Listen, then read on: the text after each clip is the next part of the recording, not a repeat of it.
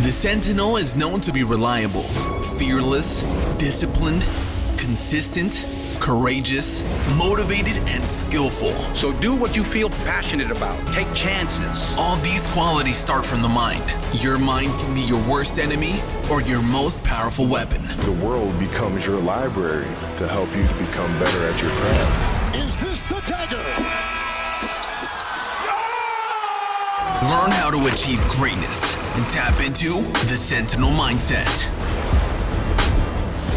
Okay, good morning, everybody. This is Michael Reventar. I have the privilege of being opposite a good friend of mine, a good buddy, also a colleague in the work, and I feel really privileged to say that, Mr. Shawn Lawrence.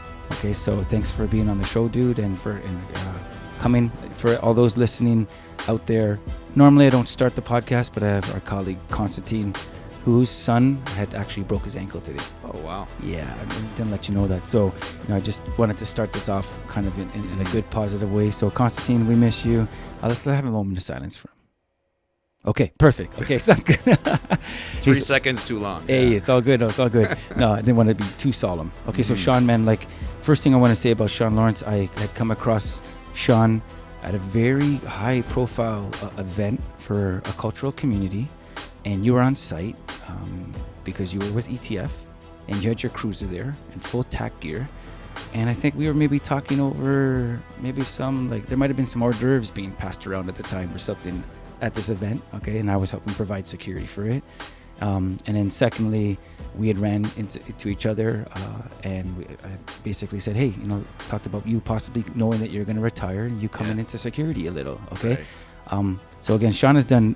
How many years was it that you did total with ETF? In law enforcement? First off, thanks for having me. It's an honor, and you're a brother, and I really, this is a long time coming. We should have done this earlier. Oh, yeah, absolutely. We're both really busy.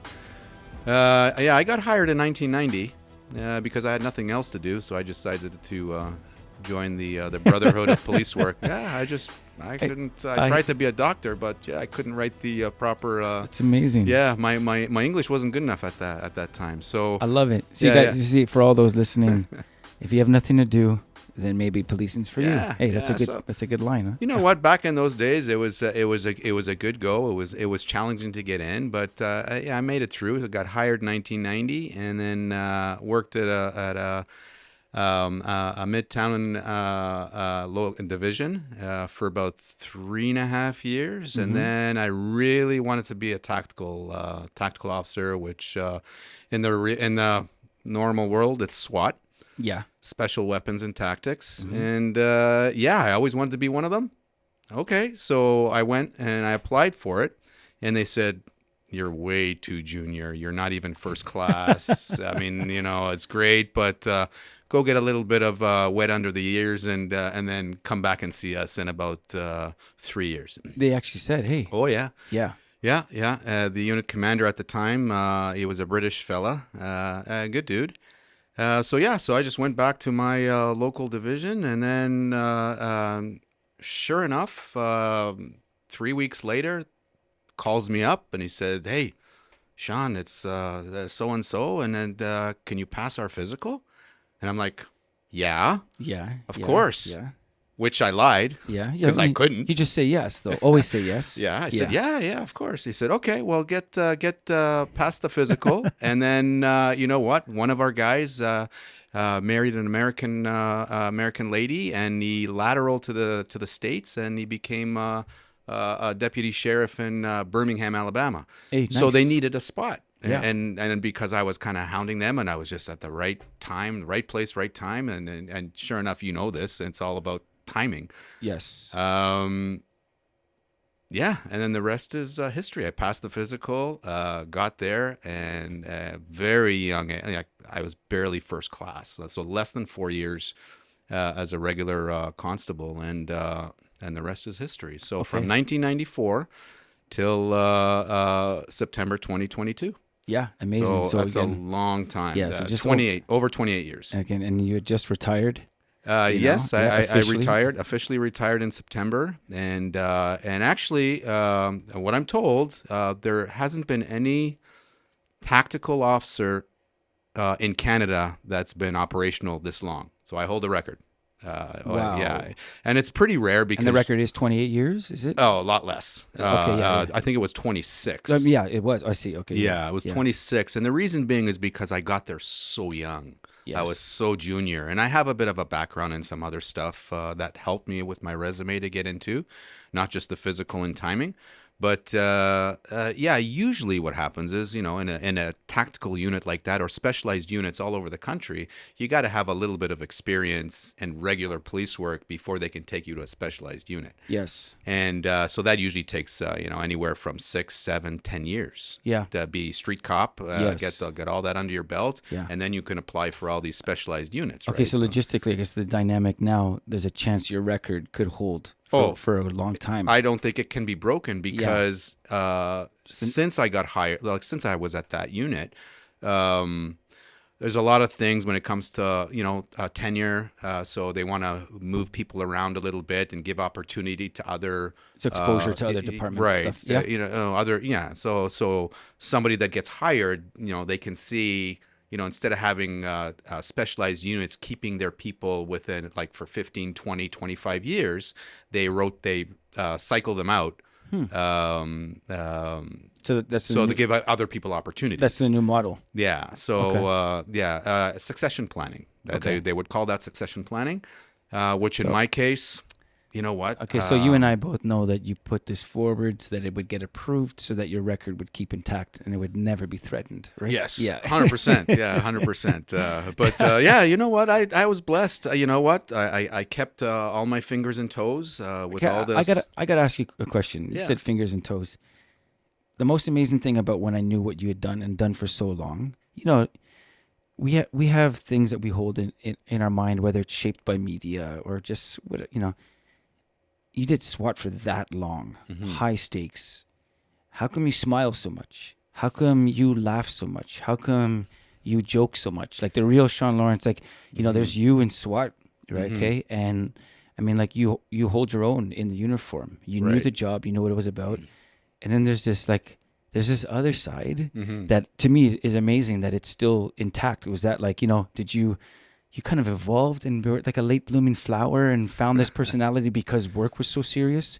Or is this how you always were and you just made sure, okay, look, if I don't laugh at life and at myself and stuff, I'm going to be no earthly good because this job is hard pressed. You know what I mean? 100%. Yeah. The thing is the perception of the public about a tactical unit. They say, "Oh my God, the stress, the danger, and how do you do it? How does Shawn keep smiling and you know and so you've been asked this before, yeah? Oh yeah, all the Yeah, time. yeah. And I try to explain to them. I says, you know what?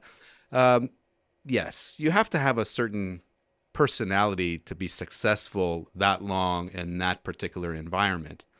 However, when it comes to stress, the calls are high risk. They're very, very dangerous. But when you think about the skill set of tactical teams, they train all the time. And they're very good at what they do, especially my unit. We were very good at what we did. We trained all the time. In terms of call volume wise, the frequency is low. Probably the top 3 busiest tactical teams in North America. Really? Yeah, 100%. And we were probably one of the first full-time tactical units in the country. I think that's pretty much guaranteed. But when you look at the way the tactical teams work, you have anywhere between, when I started, it was 6, 7 guys on a team, and then a team leader, and then a sergeant. But let's say 10 guys for freely. So you have 10 guys watching your ass. You have 10 bodyguards that will take a bullet for you, and that's the mentality that you have to have in this unit. Yeah. And that's the selection that the quality of people that we look for is not somebody that, hey, you're a good shooter. Hell no. Actually, that's one of the downfalls of military personnel that apply for tactical units, because you know what, a tactical unit is all about teamwork, and you're willing to take a bullet for one of your teammates. What's the saying? The strength of the wolf is the pack, and the strength of the pack is the wolf. 100%. And everything we do is we work like a pack. You know, it's not like, you know, when you see on television, you see it all the time, you know, you got 4, 5, sometimes 10 regular frontline officers or security guards, and they got one guy and they're not able to secure him. Like, he's overpowering 10 guys, and they're like thinking like, what the hell is wrong with these people? And the reason being is because they're individuals. So everybody's trying to pull in a different direction, where when it comes to tactical work, it's like one a unit. group, You a work team. as one unit. Everybody knows what Cohesion. they're doing. Yes. Everybody's grounded. Yeah. No excitement, no stress. Okay, let's, you know, turn him over. Okay, that's good. Let him, you know, if he wants to talk a little bit, let him talk, and then it's over. Okay, So they really don't even hold have on. a chance. This is amazing, because you're saying first perception is that this is high stress, it's crazy. But you're saying because you train, you're ready. In the low frequency, you prepare. There's a cohesion built because you work as one. That there's an imbalance of power in your favor. That it doesn't have to be crazy stressful, and you just execute on what you need to do. You take control of the individual, Right. And it's not as volatile and unpredictable as you would think. Yeah. Essentially, okay. The unpredictability can happen. Yes. Like at the end of the day, like when you think about frontline officers, they go to in situations and they don't know what they're getting into.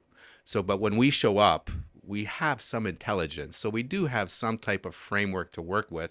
And then we make a decision, okay, we're going to do plan A, plan B. If that fails, we'll have plan C and plan D. We always have something to do. But even if we got to think quick on our feet, this is stuff that we train for. Amazing. And when you train hard and make things very difficult in real life, it's easy. It really is. Yeah. What's the saying? You practice harder than you play. Right. Yeah. Perfect practice makes practice perfect. I don't know. whatever. So, Yeah, they say, you get the idea. There's perfect practice makes perfect, right? Yeah, there you go. Yeah. So and that's where the danger for the frontline guys is really off the charts, you know, and they really have to, you know, not be complacent, be aware of what's happening. Yeah, because I mean, they don't have the numbers that you'd have as a unit. They're true first responders. There's no intel right now. Yeah. They're real time, like, you know, face to face with whatever that unpredictable environment is. Right. Right. And they don't train with a cohesive unit of those same 10 who It's they just, know are going to take the bullet for them. Yeah, budget-wise, it's just impossible to have ongoing training at a high level for all officers that are, you know, frontline officers. It's just not available. Okay, look, I mean, I don't want to go too deep now, but I mean, look, we can if you want to. I just have a quick question with that. Taking from the great fruit of being able to enjoy, and I say enjoy in the way where you have the strength of the confidence of a team in this unit.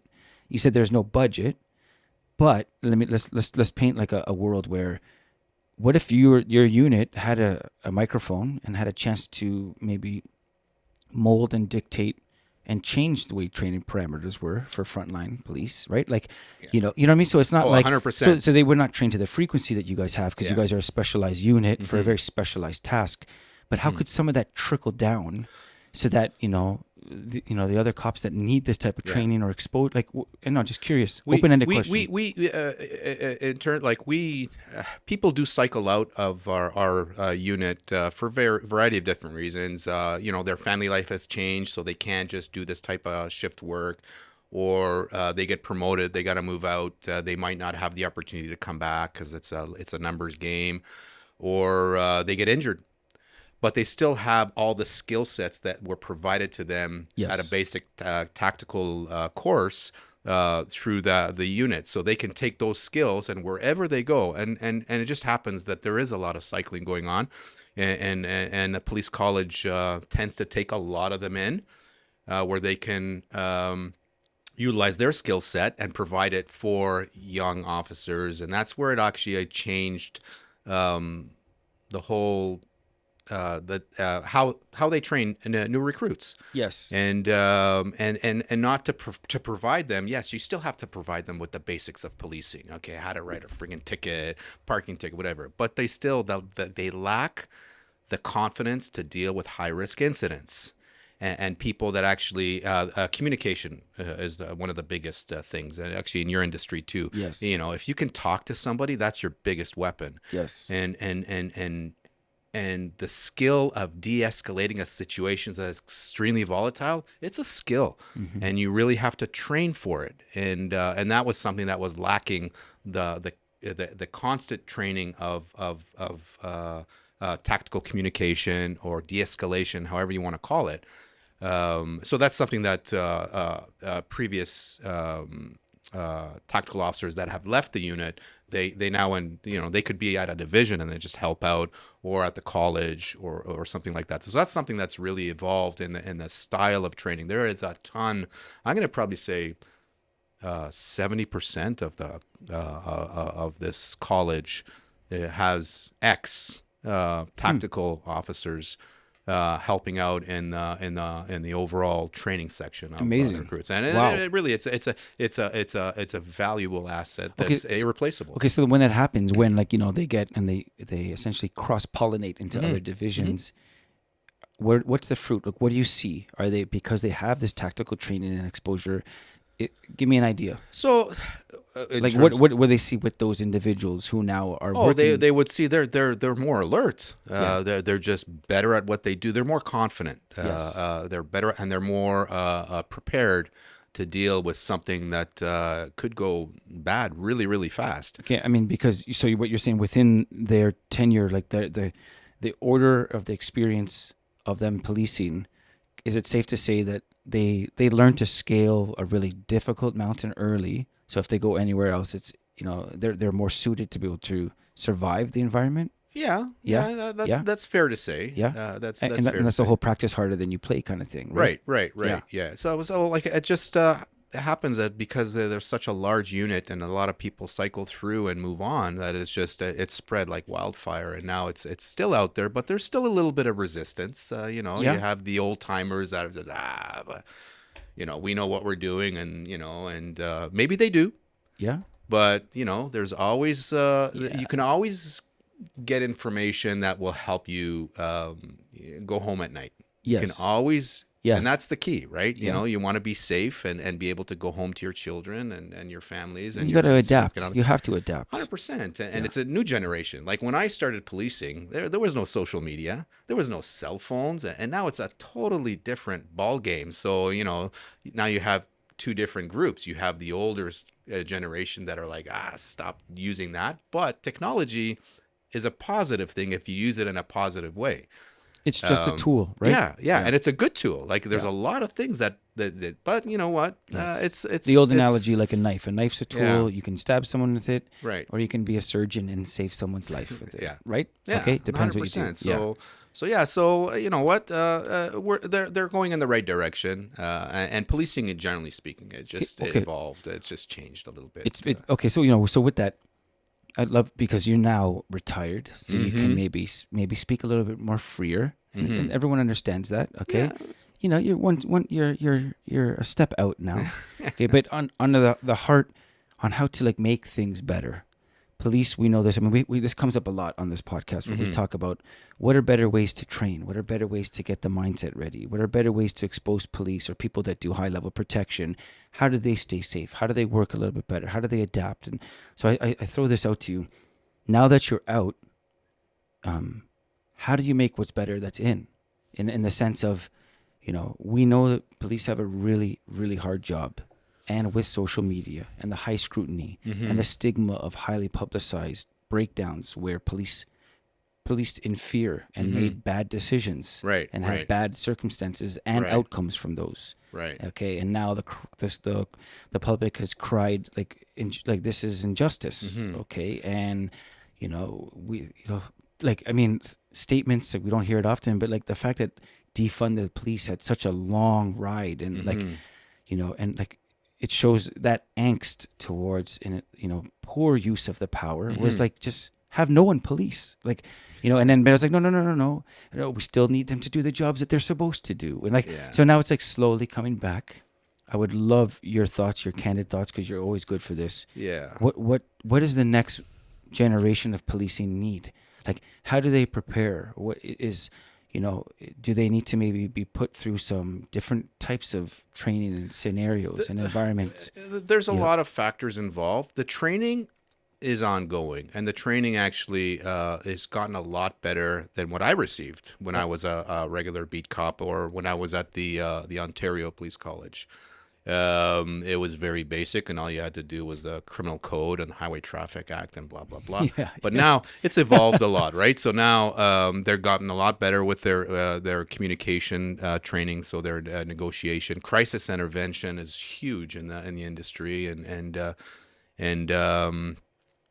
I have a bit of a soft spot for that group when it comes to people that have they have some issues, mental issues, and they need some help because they're probably one of the most neglected group of people in our society. They just give them a pill and send them on their way. But there's a lot more involved, and they need a lot of help. Yeah, it's a complex But problem. for policing, from a policing standpoint.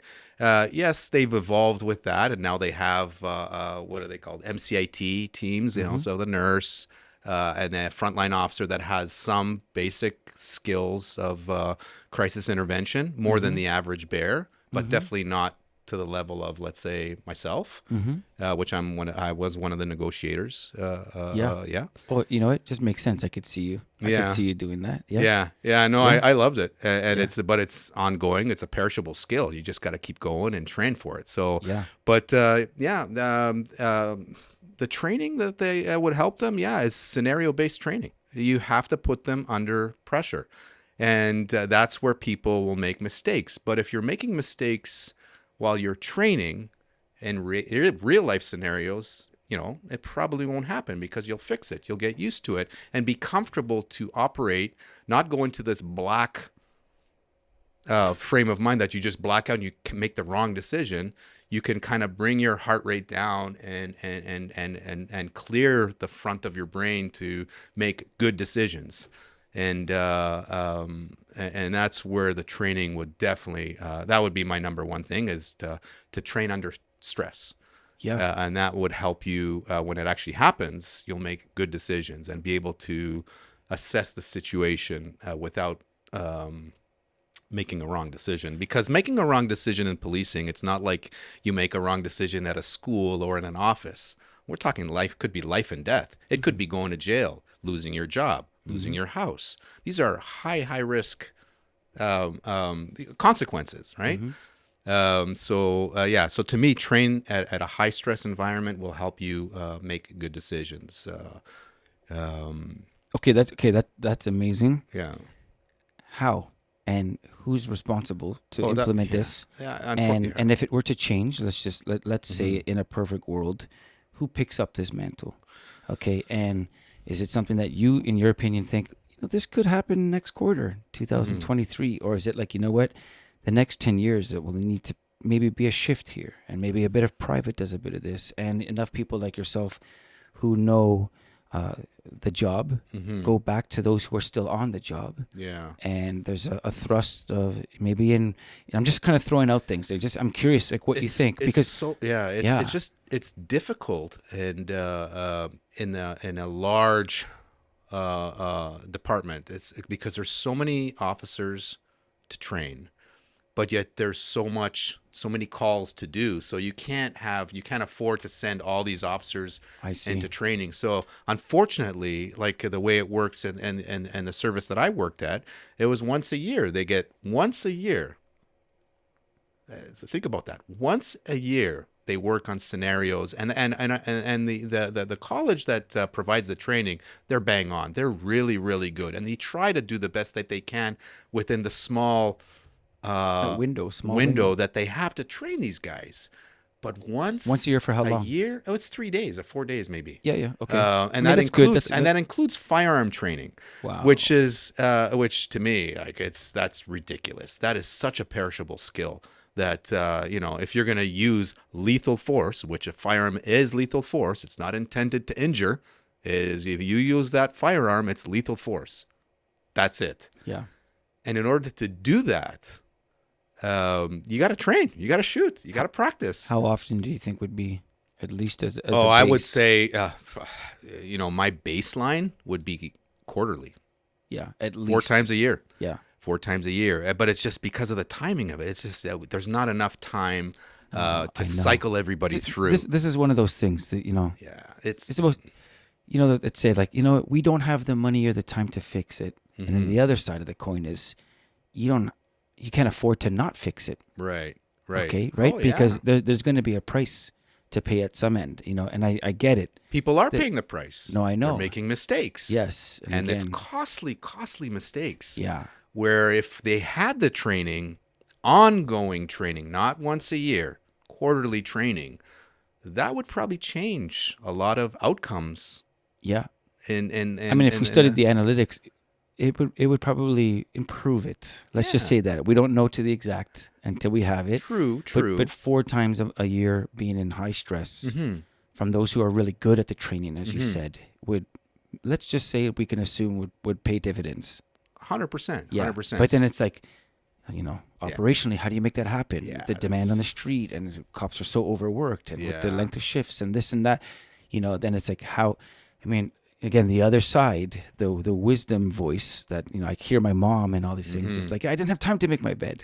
And she grabbed me and said, you cannot afford to not make it, son. Okay. You know what I'm saying? Right? 100%. I mean, these are like the liability factor of having not enough training for frontline officers is it's mind-boggling, like how the stakes are so high now, and if they just, and that's the problem. Like I'm not downtown, and I don't figure out, okay, well, how can we make this work? Yeah. Because I'm just a tactical guy. I'm just a guerrilla, right? But that's what they say, right? All we do is smash doors, and we don't know, that's and the lift name weights. of this. That's the name of this podcast. Yeah. I'm just a gorilla. Just a okay, gorilla. with Shawn Lawrence. Yeah. Okay. Yeah, but training, it has to be ongoing, and like not once a year is just not going to cut it. That's just a cover to say when it does go to court, and it will, to say, oh, they were trained, they did their use of force training this year. Yeah. You know? Yeah. Really? Yeah. Really? It lets you check a box that it was sufficient based on the Right. standard. Yeah, but Right? they are. But cops these days, they're so overworked, so really under tough. stress, no time to breathe, and it's just Okay, and it's we had a gentleman on here just last week, Paulo Rubino. Okay, and he runs Paulo, and he runs a site Funker Tactical. He's got over 1 million followers on YouTube. He travels the world studying people who train. Awesome dude, and most amazing perspective. And he would we asked him some of these questions, and he actually said, he goes, it would be amazing if there was a shift in the culture, so that if an officer on their own time invested in doing some of this training, putting themselves, say, in jiu-jitsu or some other type of high-stress environments, that the agency that they worked for there would be some type of maybe a refund for that. compensation, Some type of compensation or accreditation, or would maybe like facilitate that as they got to a certain belt level or capacity, that would maybe help them get accredited so that they can, help all the others possibly have exposure to the skill set. Is that something that you think could possibly 100%. happen? I mean, like the number one thing, let's say, just to touch on martial arts, just confidence. Yeah. You're confident. Yeah. So that means when something happens, man, in those 80s movies, the martial artists, they were confident, man. Okay. and then when you're confident, then your stress levels, your cortisol levels are lower, and you're making good decisions because you're confident. Okay, well, I'm not too stressed over this, and you can communicate with somebody that's way up there, and you can just talk to them and say, look, buddy, I know you're having a rough day. I get it. We've all had rough days, but you know what? We got to move on and blah, blah, blah, as opposed to, okay, you got to come with me. Yeah, and I'm, listen no to me matter right what, now, and man. Yeah. Do it now. Do it. Yeah, Now. winning by intimidation. Yeah. So that's, so 100%. I mean, if they would somehow, I just can't see it happen, because then it becomes a budget issue and money issue, and we all know, like, budget is the big thing when in any service. Because they want to allocate money. So I'm going to throw this out there. areas. I mean, money, like, I get it. It's tough. It's tough, but something has to be done. Maybe the culture has nothing to do with compensation. It's just the culture is on the necessity of, I don't want to be a bad statistic in law enforcement where things go awry. Mm-hmm. That the culture is, I'm going to just look after myself in this regard, Mm-hmm. and I'm going to train. And hearing people like Shawn, who's spent their whole career training and doing specialized units, that makes sense to me. Yeah. And I know that my base essential requirement is once a year, and I get this through the agency I'm with. But I'm going to seek out other stuff, and I'm going to go up north and do this. And there's some really cool thing working around vehicles here. And I'm like, and it's like, maybe you're not going to get compensated. You're not going to get any. There's no rungs that on the ladder of accreditation with that. It's just everything about it is unofficial, but the culture is that just you're making it better for you as well as the people that you work with. I don't know. I mean, 100%. If you're confident in your abilities when you're in high stress situations, you can't. Like you can't buy that. You have to. It's just something that you earn, and if it's provided to you, I love that. That's great. Well, yeah, like it's good. I will look what you just said right there. That's valuable to you. Yeah. That's to be confident in life and death situations. 100%. Like the stress levels, like as we all know, stress will kill you.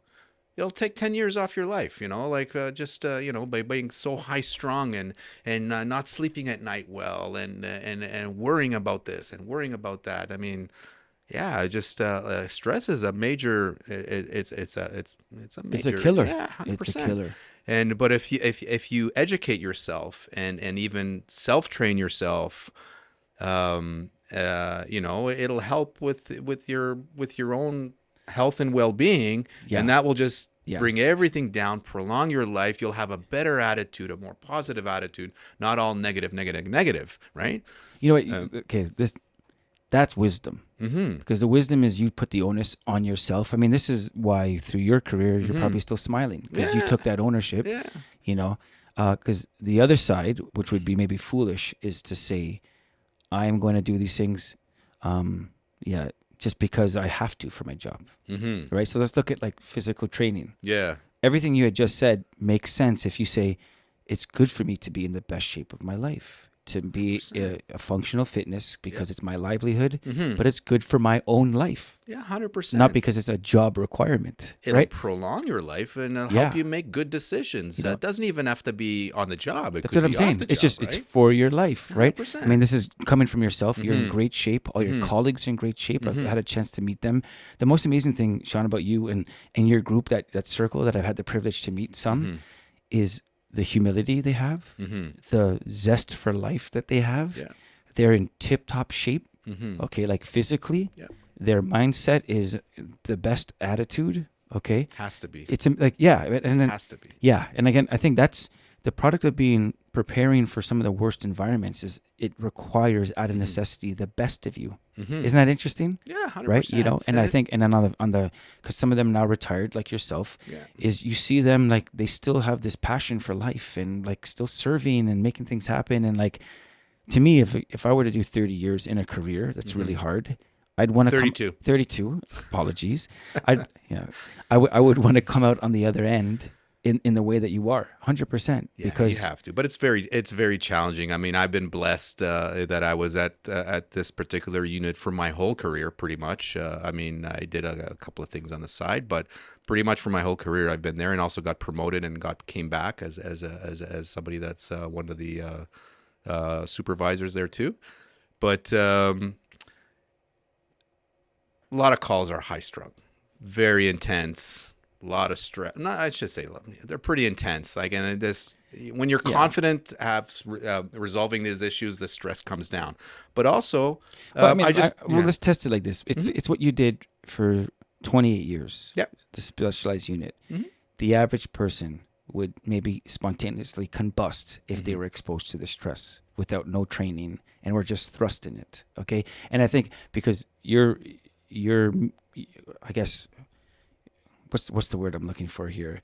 What you can tolerate is conditioned. You've conditioned way to have the confidence. My baseline your baseline. in a high stress environment is low. I can operate at that level, a low level, and again, it's not an easy. It's a skill set that Yeah. we learn, and we've gotten a lot better at it. Yeah. Is to lower your cortisol levels so you can make good decisions and operate at a high level, at a high stress environment, but make good decisions. Like Yeah. your heart rate is And low. and I kind of wanted to that's what I wanted to stop you Yeah. there because, respectfully, when you say that, there's ways to. That's from your perspective Right. because you've trained your whole career 100%. for it, Yeah. and the one way that we test is that environment, the average person, think about how it would affect them and what their stress levels would be. That would be crazy. Yeah. And this is where, when there's a violent attack or something that happens, large majority of people you see, they don't do anything. They have no response because it almost floods and overtakes their senses. Right. There's essentially overload. Yeah. Okay. So look, But then also they take it home with them. So they go Yes. home that day and they remember, oh my God, I just saw like somebody jumped off the 28th floor and I had to respond to this as a frontline officer, and they're on the ground and they're in pieces and it's in my brain and they take it home and then they think about it. It's tough, right? So it's like, and that's where those are the tough things that it's one of those things that, there's only so much you can do. Like you couldn't have changed that situation. You just responded to a call. Yeah. And that's the same in my experience, which really helped me as I've done thousands and thousands of calls that I try not to take it home. I leave everything at my work, everything. And then there's some big stuff that I've been through, and I just leave it there. And then I go home and I'm with my family or with my friends. Let me ask, how? Is it a decision? Is it just a decision, a conscious decision? It is. To It's say, not easy. It's not easy to do, but it's something through a lot of, I guess it comes to my experience. It really helped me. Yeah. I don't shy away from talking to people.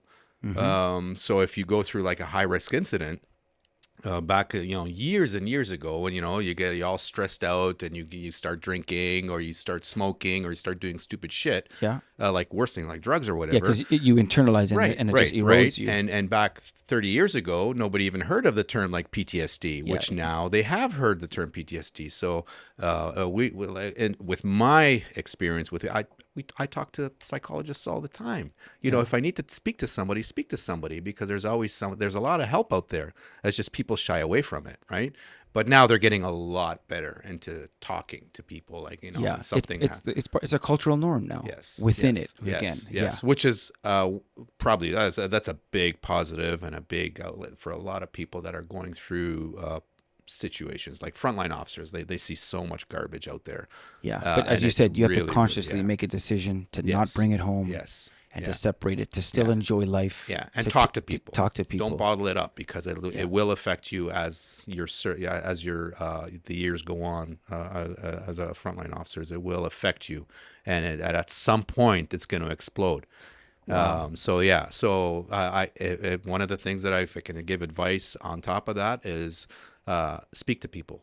Yeah. Seek help. Okay. If you need it. If you need it, don't shy away. There's nothing, proud or whatever, suck it up. No, man. No. And I've been doing that for years. Smart. And it really helped me. And you're definitely an open book. Being an open book, I think, has been good for you. 100%. Right? Definitely. 100%. Okay, so kind of on that same thought, couple last questions. Mm-hmm. Physicality. I mean, I know it's been, as I was saying earlier, you and your unit, you guys are in shape. Yeah. You stay in shape. You keep in tip-top shape. Secondly, you owned some gyms before, right? You were in the fitness industry. You understand.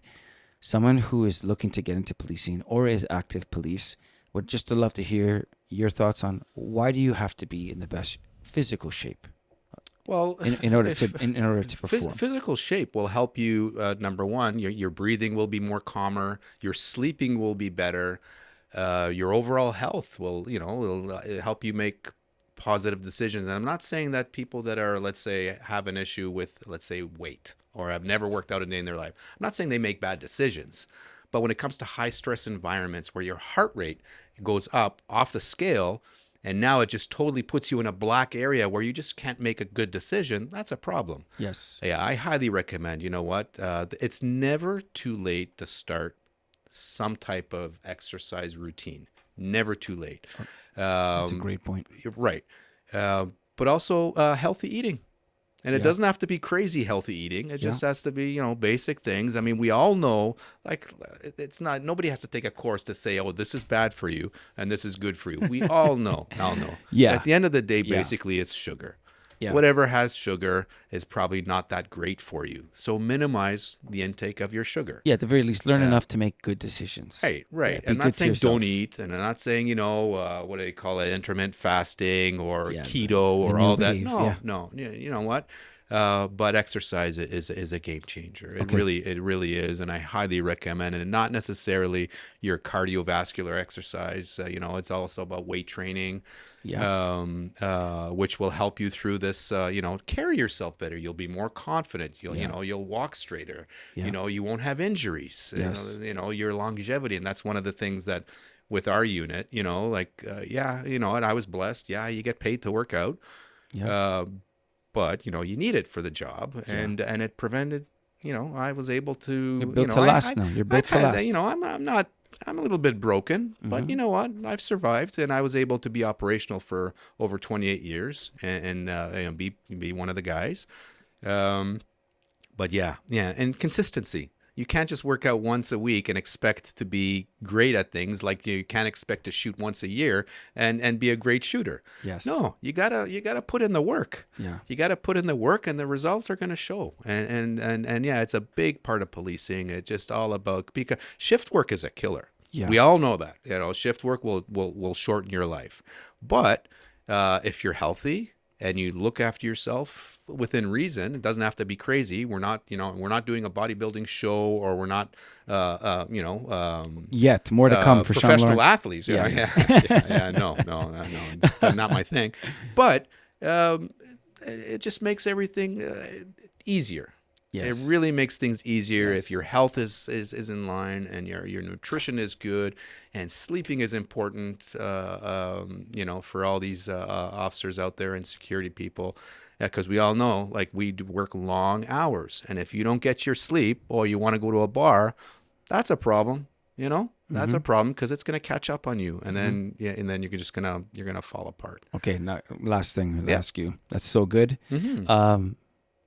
Dave and Jeff, you might be bodybuilding. You never know. Our buddies Dave and Jeff, you might be on their heels. Who knows? Who knows? No, I won't. You never know. You never know. You never know. You never know. I pride that they're amazing guys. They're and amazing. Jeff just actually won 4 categories. He did actually really well in the just came back from the States, and he did very, very well in his categories in the pro world. But and Dave in the other world, you know, he's also they've done really, really Shout well out to for Jeff. Shout out to Jeff Brown and Dave for Flood. 50 plus guys, right? You know, 50 plus they guys. did pretty well. Yeah. Okay, so this podcast is known as Sentinel Mindset. Okay, one thing that we really talk about is that mentality, because where the mind goes, everything else follows. Hell yeah. Right. Okay. What do you tell yourself to be able to do the job that you did, and what is your mind's attitude towards the next kind of chapter of your life? And let's just imagine someone is getting started out. They're at a starting point in the starting block to do something really difficult. They said, I'm gonna set myself up to succeed. I'm gonna get these things ready, and then they're in the starting block and they hesitate because it's the easiest thing. Everyone does it. Everyone makes either the New Year's resolution or and it's like a season. It's like it seems like you amp up. Not everyone jumps off the cliff or whatever that. You stayed on for 28 years riding this wave, okay, and you stayed on and you stayed on.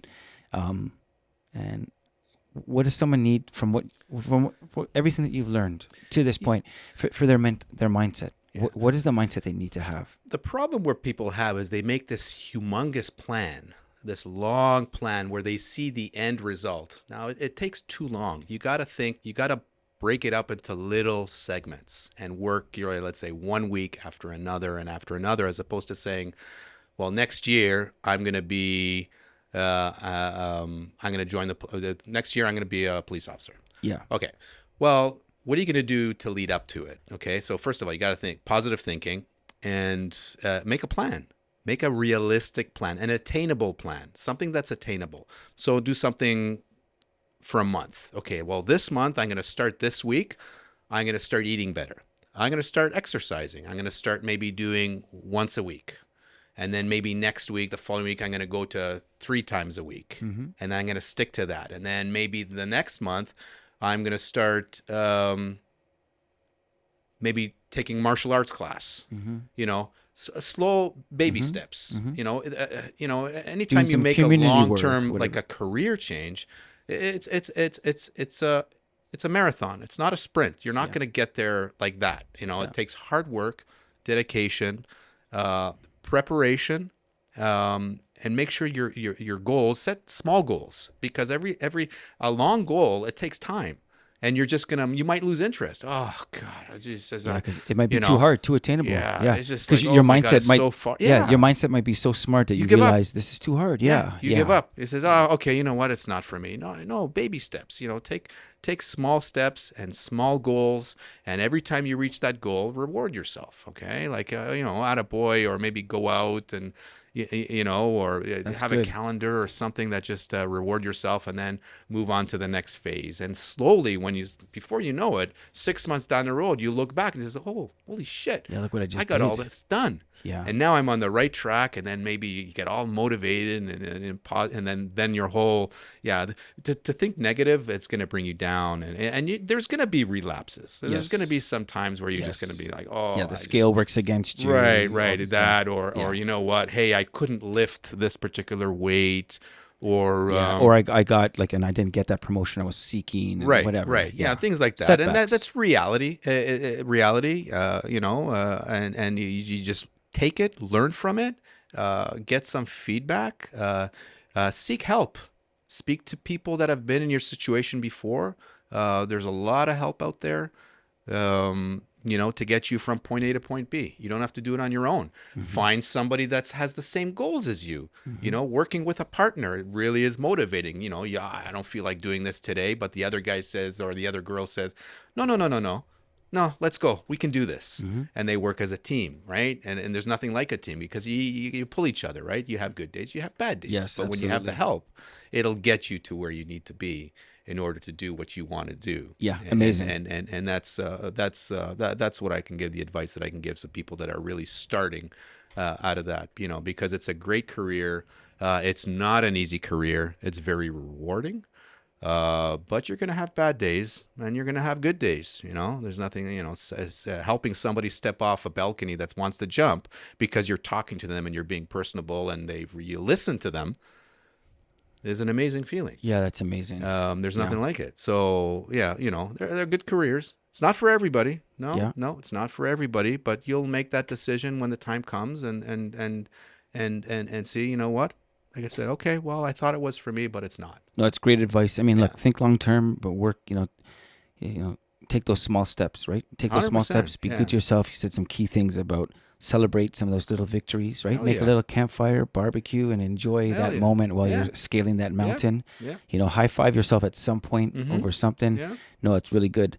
I just wanted to thank you for coming on. I want My to pleasure. I'll throw this out there too. I had a chance to work with Shawn as well in another environment in the film industry. And if you know Taylor Sheridan, and he's filming the series Mayor of Kingstown with Jeremy Renner. We had a chance to be on set together. This is kind of preparing for difficult things. You know, Shawn, all the best to you, dude, because, you know, this next chapter, Shawn's kind of diving in head first into the acting world. Thanks, okay, brother. and all the best with that. And I just think, look, you are suited for difficult environments. You've proven yourself over and over that you can go in them, you can come out of them and survive and still smile, but you also help other people get out of really tough situations, as you said, negotiated and all that. Yeah. So I hope all the best for you as you kind of go into the film industry. The film industry needs really good people like you. Okay. And thank you. Yeah, go in. Spread the word, brother. Yeah, absolutely, man. So, and if like anyone's listening and sees a guy who I need a guy who can be a cop, and you know, oh, look at that, giving some good looks to the camera right now. Yeah, you know, Shawn's a great guy, and he's a team guy, and I just anyone I know who knows you is a better person that they know you, man. You know, and they thanks, just brother. because you It wear means your a lot. yeah, and you wear your heart in your sleeve, and you say what you mean, Yeah. which is great. Right? Yeah. Most times it's good. Sometimes it bites me in the ass, but it is what it is. It is what I it am is. who I am. I love it. I love it. That's the name of the podcast. I am who I am. I am a gorilla. Yep. Yeah. Okay. Look, all the best, man. I know we're having a chance to probably do this another time, and or maybe you get picked up and you move to LA and we never see you again. It's all good. I'll still come back for a visit. Okay. Sounds good. Yeah. All Thanks, right. brother. Thanks for having me. Yeah, it was a pleasure, brother. Peace. Peace out. This podcast is brought to you by Executive Protection Lifestyle Canada. Make sure to drop by next week and don't forget to subscribe.